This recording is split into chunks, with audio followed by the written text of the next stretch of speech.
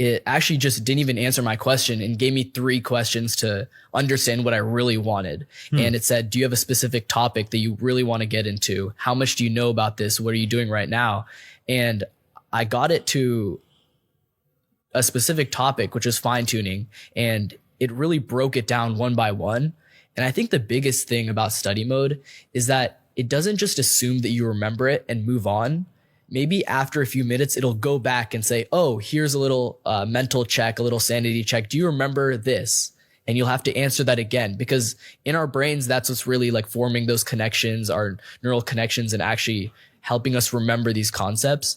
And I think that study mode does a really great job. If you really want to learn a concept and apply that concept and understand it to its fullest potential, that's when you would use it, when you don't want just a question answer. Yeah, I've also kind of done like a similar like side-by-side comparison with study mode versus like the regular mode. And you guys are very analytical. I love this, that you did these A/B tests on this. Yeah, exactly. I played, I'm like, oh, this is pretty cool.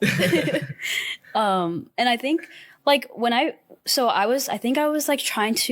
was doing like a research on a very like niche topic, kind of about like EDM and rave culture and its like history in like California. And I was like, I feel like that's like a really interesting topic to kind of do research on, and see what like, you know, ChatGPT has to say about it. And I remember, well, I guess my usage of like kind of ChatGPT for like research is, I feel like I always in the back of my mind acknowledging that it's like an LLM, not very like suited for like research unless you kind of have good parameters around it. So usually the way I approach it is that I go through my sources that I find like through Google, like research papers, and I actually paste that into the chat and ask it to only draw from those parameters because I want to keep it like more contained and less like general.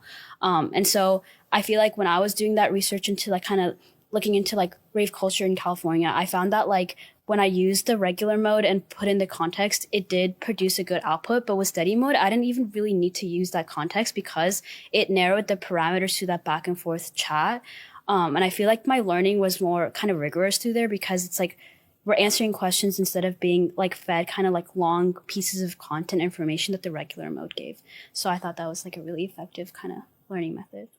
Has this given you more confidence about the future as far as you're finding a role and being able to adapt to whatever's going to come next, or not?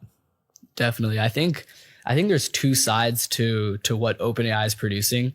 I think with this like agent mode, there is that like super futuristic look where you think, oh, like maybe some like certain tasks that I used to be doing for my internship, they won't even want me to do. But then with study mode, it's really like drawing it back and thinking about like each concept that you're learning in school. And so to me, I think study mode is one of the most important modes in ChatGPT.